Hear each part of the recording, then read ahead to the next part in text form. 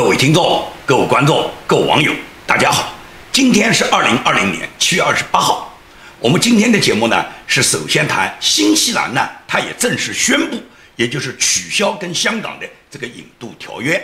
那么到新西兰宣布跟香港取消引渡条约之后呢，也就是五眼联盟呢就起了。首先呢是加拿大第一个宣布跟香港呢脱离他们之间的双方引渡条约。那么加拿大宣布过以后，澳大利亚就做了宣布。然后是英国做了宣布，美国是川普总统上次在玫瑰园宣布对香港所有的处罚措施之后，川普总统也明确做了表态。那么今天呢，新西兰他正式宣布跟香港终止他们的引渡条约以后呢，也就是五眼联盟跟香港就全部取消了双方的这个引渡条约，也就是步调一致了。那么对这个问题上呢，有很多人认为是新西兰呢可能是受到其他几个国家的胁迫。那么新西兰的外长叫彼得斯。他就强调，新西兰是主权独立的国家，它并不受别的政府的影响。新西兰是反复评估了他们这个国家跟香港之间这个所谓罪犯引渡条约呢，现在已经没有存在的必要。之所以没有存在的必要，是因为香港自1997年回归之后，香港它并没有像它回归的时候跟英国所签订的中英香港声明，保证了香港的一国两制。既然一国两制不存在，中共又出台了所谓国安法，那么香港你们要实行国安法的话，那显然香港已经不是过去那个一国两制的香港了。因此，新西兰自然就终止了跟香港的这个罪犯引渡条例。所以说，中国外交部呢就非常的尴尬。那么到了这时候呢，中国外交部一边指责这些国家没有遵守和香港之间的过去签订的各种条约，一边呢，中共呢也宣布香港现在也停止跟英国、跟加拿大、跟澳大利亚、跟新西兰他们之间的这个逃犯条例，我们已经全部停止了。1997 there was a one country, two systems commitment by China. It's clear now that the law is no longer what it was, and therefore the extradition arrangements we have don't stand up. But if they should go back to honouring the commitment of 1997, then we'd revisit our situation as well. We have always taken our view as an independent country that it should be the choice of the New Zealand government, not some other government. No matter where the influence is coming from, we've got to make sure our stance is independent. 加方、澳方和英方将对港司法合作政治化的错误行径，严重损害了香港特区同加拿大、澳大利亚和英国之间开展司法合作的基础，偏离了司法合作维护正义和法治的宗旨。为此，中方决定香港特区暂停港加、港澳、港英移交逃犯协定，同时决定香港特区暂停港加、港澳、港英刑事司法互助协定。你能不停止吗？别人已经跟你停止了，你想不想停止，那就随便你了。因为你既然出台了国安法，就必然会导致这样的结果，而这个结果中共是早就应该有预料的，也就是国安法一旦摆出来以后，香港一国两制不存在了，所有过去跟香港过去所签订的各种条约，给予香港的各种优惠待遇，给予香港的任何优惠贸易协定，那么就会全部都不存在。所以说，这是中共出台国安法它必然的代价。中共它是必须要付这个代价的，所以到这两天，澳大利亚的外长叫佩恩和国防部长叫雷诺茨，他们又抵达了华盛顿，跟美国将举行外长和防长的双部长级的这个会议呢，将举行2天。这2天呢，他们这个会议主要研究的嘛，主要研究是如何打击中共，因为大家都知道，蓬佩奥在7月23号已经呢在加州尼克松的图书馆呢正式的宣布要在全球组建新民主联盟。这个所谓新民主联盟，我多次解释过，实际上就是反共联盟，也就是建立了这个欧洲盟国建立的这个联盟以后，然后怎么样去铲除中共，消除共产主义对全球的扩张，消除中国共产党对全球造成的威胁，消除共产党在中国它本身所采取的70年来的这个专制统治。这就是美国现在明确的一个态度。关闭你休斯顿总领事馆，那不是讲说是今天想关，而是早就想关，只是时候没到。因为休斯顿总领事馆一直是从事的间谍活动，那么美国早就掌握。那么之所以为什么现在关，是现在中美之间的关系已经到了这一步了。过去没有关，是碍于中美之间还有很多回旋余地，美国还要考虑跟中国两国之间的各种外交关系。那么现在就说不用考虑那么多外交关系，现在就是要打击你中共，所以说现在就要关掉你休斯顿总领事馆。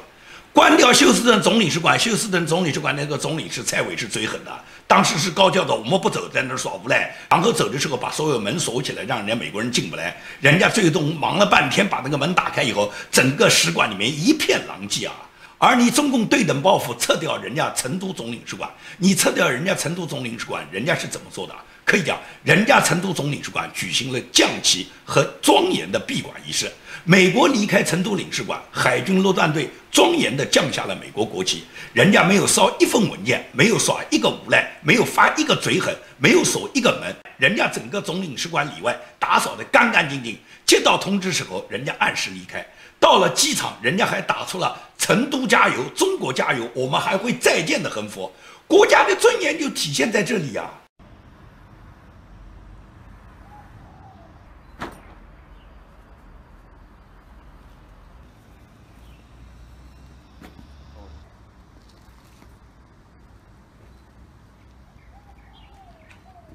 Good morning, sir. As Detachment Commander, and on behalf of Marine Security Guard, Detachment Chengdu, China, I hereby officially retire our national colors and present them to you in recognition of the official closure of the United States Consulate, Chengdu, China, effective 1000 hours, this 27th day of July, in the year of our Lord, 2020. Thank you, Staff Sergeant. 你看看人家的闭馆仪式，文明和邪恶，你还不一目了然吗？中国离开休斯顿是怎么做的？锁嘛，锁了人家3个门，锁了人家3、5层。美国带着开锁匠，花了大半个小时才可以进入，整个馆内是一片狼藉。所以说，人家看看你中国高叫着你全球 GDP 第2，你是一个负责任的大国，你的总领事馆走的时候就是这样，跟垃圾堆一样。美国人去翻翻历史资料，就可以看到100多年前中国大清政府跟美国人交接时候，他们当时离开时候就是这样。所以过了100多年以后，中国人还是这样。我不知道再过100年是不是中国有改观了？是不是再过100年，中国如果跟美国是像现在这样的关系，中国的领事馆离开的时候仍然是像现在这样一片狼藉。所以说，看到中美领事馆互相交接的这个现场的这个状况，你就完全可以对比出什么叫文明，什么叫邪恶。好，跟大家说一下，昨天开庭的就是躲进美国旧金山总领事馆的中共这个军官唐娟的案件。唐娟的案件呢，由加州东区法庭法官呢叫巴恩斯呢，在昨天下午呢进行了审理。那么昨天呢，巴恩斯法官呢认定唐娟呢有潜逃的危险，所以呢不予以保释。他现在必须一直羁押在北加州萨克拉门托的联邦的监狱里面。下一次出庭呢，约定了在8月10号。昨天的庭审呢，一共只有10几分钟，法庭呢不对外呢公开他们庭审的画面。庭审这10几分钟里面呢，唐娟呢基本上呢是全程一言不发。他说呢，他没有钱请律师，最终是法庭指定了政府的法律援助的个免费律师呢，为他提供了法律服务。那么为他提供法律服务的这个律师呢，在庭上呢回答了一部分呢法官提出的疑问。唐娟呢，她今年呢只有37岁，她的女儿呢不到10岁，是她呢把女儿呢一起带到美国来。目前呢，他的女儿呢已经被中国大使馆呢送回中国，他本人的护照呢是被美国 FBI 没收的。唐娟能够把女儿带到美国来，在中共军方留学人员里面可以讲是极其罕见的。不排除唐娟呢，她来的时候呢，当时她有长期潜伏美国的计划，但是在唐娟呢被中领馆交给美国 FBI 之前，中共呢已经把唐娟呢，她这个小女儿呢，也就是不到10岁，把她送回中国了。实际上就是把唐娟她的女儿作为一种人质，中共呢已经看管起来了。唐娟，你进了美国监狱以后，你要么保守党的秘密啊，你最好是自我了断，该死你就死，为国捐躯嘛。如果你要是投降，你就要考虑你家人和你的儿女的安危了。因为大家可以想一想就知道了，唐娟绝对不是什么普通的，一般我们讲的那种签证欺诈。你想想看，为什么唐娟被 FBI 就是联邦调查局啊，在7月20号问话以后，他立即就像惊弓之鸟一样？因为唐娟显然是掌握着一定的机密的，也就是他现在以他掌握这个机密为由，现在被问话以后，他马上就躲到了中国驻旧金山的总领事馆，而且躲在里面马上就能不出来。对于 FBI 就是联邦调查局来讲，签证欺诈他们可以讲见得太多了。中共派到美国来的人有几个不搞欺诈，有几个不撒谎的？所以对这些人 ，FBI 心中有数的。中共派过来的这些人，签证上来讲，可以讲叫10人9甲。那么中国大使馆也很清楚啊，造假的这些中共来的这些官员在美国，因为你造假最终被发现、被问话、被抓捕，这种现象非常非常多。凭什么唐娟你就可以躲到中领馆，而且中领馆允许你进去，而且进去以后还能收留你，允许你不出来？你唐娟是什么人啊？中国领事馆凭什么要保护你这么一个仅仅是签证欺诈的中国军人呢？太多了，在美国现在已经控上法庭就4个了，那些还没有控上法庭、还没有收网的中共军人，冒充平民、冒充各种学者学生进入美国的人有的是啊。凭什么唐娟他可以进入中国总领事馆呢？按照这样来讲的话，那个宋琛为什么不进去呢？那个王兴为什么不进去呢？他们不都是在加州吗？不是都在旧金山吗？所以说从这个角度我们来分析，也就是唐娟的身份他应该比别人更重要，也就是他掌握的更多党国的机密，也就是说他更有做污点证人的机会。他现在如果做污点证人，只要认罪投降，指证他人，或者是供出他自己组织上交给他的任务，以及拿出各种证据，能证明中共是指使他到美国来破坏美国的国家安全，盗窃美国国家的机密情报，并且帮助中共在美国派遣做什么秘密任务的。如果他做这样的事，可能美国呢会把他列为污点证人呢，对他给予轻判，甚至可以保护他。那么一般来说，中共的间谍啊被美国抓捕以后，100%是投诚的。你看那个王兴在机场抓捕，在机场那个留置室谈话时候，还没把他送到监狱的时候，他就已经全撂了，他都已经全部招了，就告诉我们家美国 FBI， 我到美国来，组织上给我布置了什么任务，我到这边要对实验室进行什么样的模仿，我要把他们这边的什么东西要把它拷贝带回去，也就是他所有组织上交给他的任务，他全交了。那么也就是说，你能认为这些进了美国监狱的、进了美国法庭的这些人，他们会不交代中共给他们布置的任务吗？而且有很多人急切地判于立功啊，一旦立功了，一旦能够作为污点证人，就不一定判10年啊，甚至有重大立功表现的话，重要的证人美国还会给你保护啊，还可以免遣返啊。可以讲，中共共军的军官、中共的那些红色间谍，一旦被抓住以后，都是立马表示投降的。他们都愿意做污点证人，有几个愿意回去啊？有几个不愿意得到美国保护啊？但是美国保护不保护，就绝对不是你自己想象的，那是因为你供出来的那些料，要让美国认为确实是真材实料、查证属实，并且对美国维护国家安全、起获中国的间谍网有重大帮助，你才有可能会得到美国的保护的。否则的话根本没用。也就是美国如果评估了你根本你讲的那些料就是撒谎，或者是新的欺骗，或者是你这些料根本就是没有价值的，那么你就在美国把你的10年牢做完，把25万美元罚款交掉，完了以后呢，被遣返回中共。回到中共以后，中共100%，中共的军事法庭一定是要审理你的。审理完了以后呢，你这个人呢是否有投降，是否有辩解，是否有叛变投敌，可能又判个10年20年。所以说你这一辈子呢，基本上就把中美之间的监狱呢就做完了。很多网友呢，经常在我的这个评论底下呢，老是说那种装逼的话。我不知道你讲这个话意义有多大，动不动我讲建明老师啊，共产党不可能等他们判了10年以后，他们回去以后，共产党还存在。共产党在不在不是我们一个假设。如果你现在不努力，共产党可以继续持续千年百年的奴役中国老百姓。只有我们大家努力，才可以让共产党灭亡。谁不希望共产党灭亡？我什么时候说过共产党10年以后一直存在？我只是根据这个人他现在这个情况，对他如果10年以后，如果他回去，共产党的军事法庭是不会放过他们。我是根据这个情理来做这方面的叙述。你不要去跟我去扯10年以后他回去以后，共产党肯定在不在了？可以讲30年前我就认为共产党肯定应该不在了，但是共产党又坚持了30年。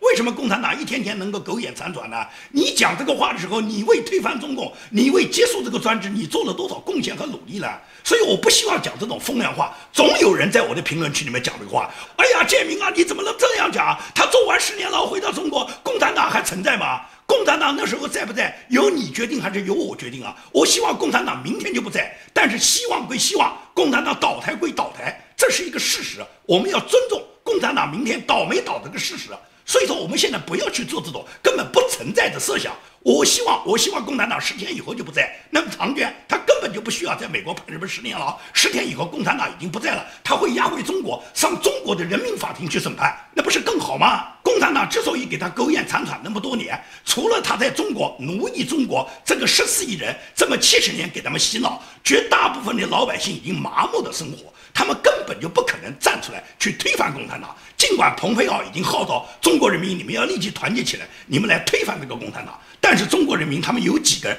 站站出来，他们敢去推翻这个共产党。可以讲，愿意推翻共产党或者是发表那些言论对共产党不满的人，要么去了监狱，要么在去监狱的路上，这是中国的现实。而中共又派出大量的间谍渗透到美国，像唐坚这一类都是中共的军人身份，他们都派到美国。还有大量的你根本就不知道他们身份的，他们早就被中共已经派到美国。还有大量的都是中共在美国培养、美国挖掘，甚至美国这些主动到大使馆，希望成为大使馆的特务、成为大使馆的线人，在美国帮助中共开展对美国渗透活动的人有的是啊。美国之音为什么堕落的那么厉害啊？美国川普总统他在2年前就希望把整个管理美国之音的，就是国家新闻媒体主管的这么一个叫全球媒体管理局的局长，把他换掉。2年前川普总统就想这么干，他提名了他们保守派的一个制片人叫帕克，让帕克来担任这个职务。但是2年下来，美国民主党都没有通过川普总统的这个任命，直到今年6月份才正式通过了川普总统的这个任命，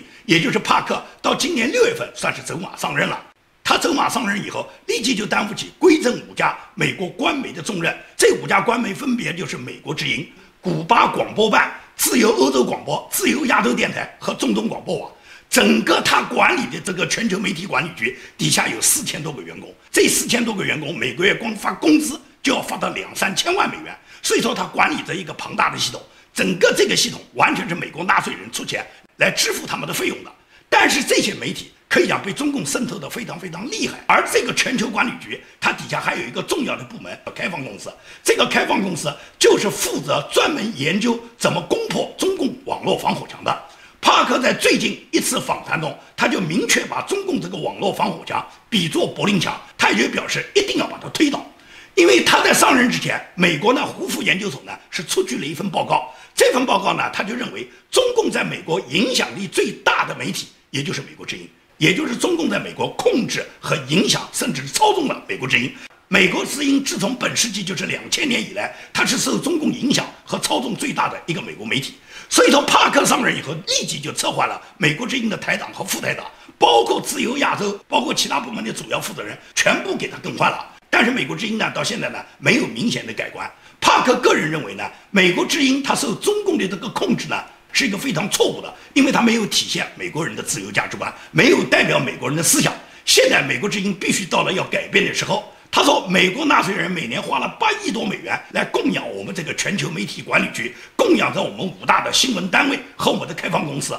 而我们必须是要推进美国的外交政策，打击来自中国和伊朗的这种意识形态，为美国的独立价值观要争取它的思想自由空间。所以到帕克呢，他已经把中共这个防火墙呢完全比成柏林墙，他表示他一定会把它推倒，因为他手下领导的这个开放公司呢，就是专门研究如何攻克这个网络防火墙的。过去多年来，可以讲花费了大量的资金，但是始终没有做出任何见效。这原因就是什么？就是这个开放公司的董事长，就是原来自由亚洲的那个台长，那个被中共早就收买了，而且是出卖自己良知的那个女人，那个姓刘的，原来自由亚洲的这个台长，他担任开放公司总裁这么几年，花费了大量的美国纳税人的钱，他没有在研制推翻中国防火墙做1分1毫的努力，而相反的，他不断的跟中共勾结，帮中共洗地。像这个人 FBI 如果不调查他，不把他送上美国的法庭，我觉得就是对美国法律的亵渎。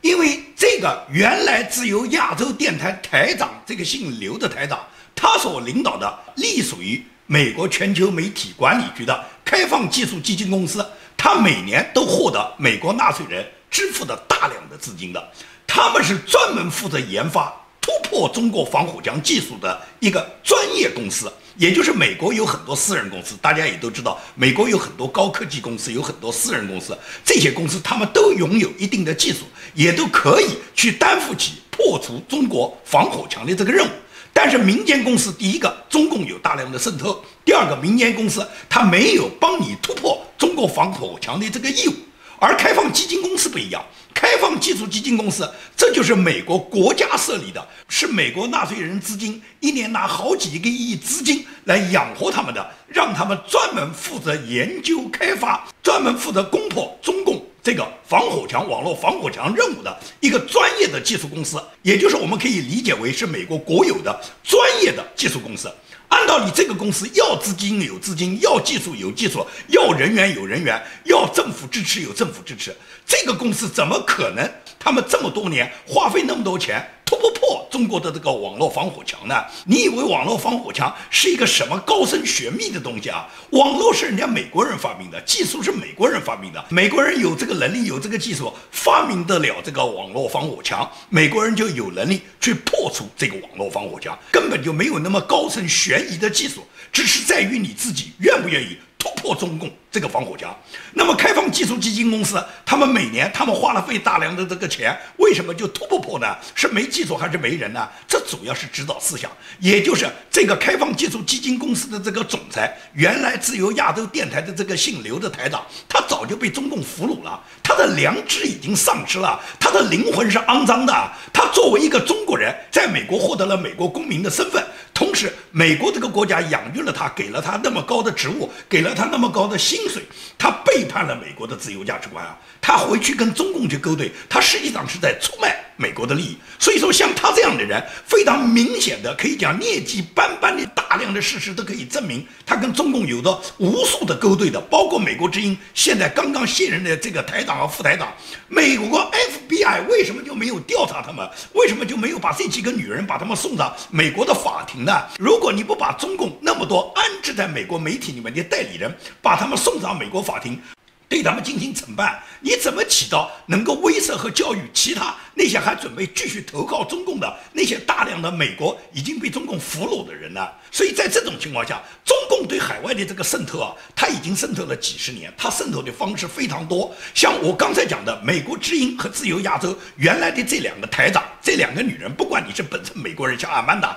本身是美国人，还是像这个姓刘的台长本身是来自中国的华人，就这一类人，中共都通通用他自己的各种方式拉拢他们下水。那么中共拉拢下水的办法太多了，一是钱，二是色，可以讲中共用几个信录像、几个信磁带就完全可以捆绑到美国很多政治人物。这么多年来，中共对美国它渗透，尤其是它大量的媒体渗透，对美国已经进行了全方位的包围啊！这个美国之音和自由亚洲的这个堕落，大家从这个嘉宾里面的访谈就可以听得清清楚楚啊！到今天，这个事情仍然没有得到改观。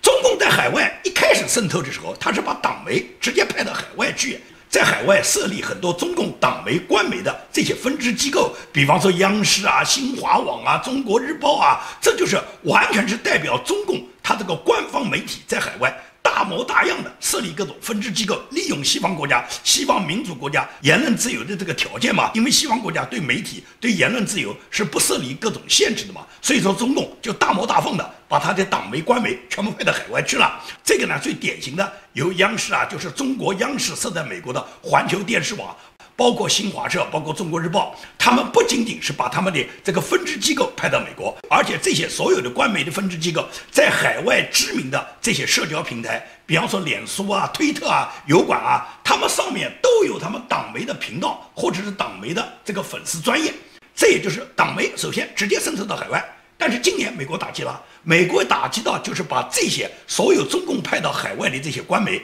把他们定为中共的海外代理人，也就是不认为你们是媒体，你们根本不是媒体，你们就是中共派到美国的一种外交设立的一种外交机构，就算是你们外交宣传的一个机构，但是你们是中共的海外代理人，也就是美国把他们登记为代理人了。登记为代理人以后，他们就不能领取美国这个媒体的签证，也不可以以媒体身份参加美国大大小小的采访活动了。这样呢，光党媒渗透海外的这一招呢，就被美国呢击破了。破除了党媒渗透海外怎么办呢？那么中共就可以在外面呢去发展它的外媒。所谓占领外媒，就是中共可以花重金收购海外它那些知名媒体的版面啊，让这些版面为中共发声，让这些版面去传递中共的声音。中共他专门去干这个事啊。华盛顿自由灯塔报有一个记者，他有一份调查，就是调查了7年的时间，美国知名的媒体，包括纽约时报、华盛顿邮报、华尔街日报，这些媒体都接受了中共数百万美元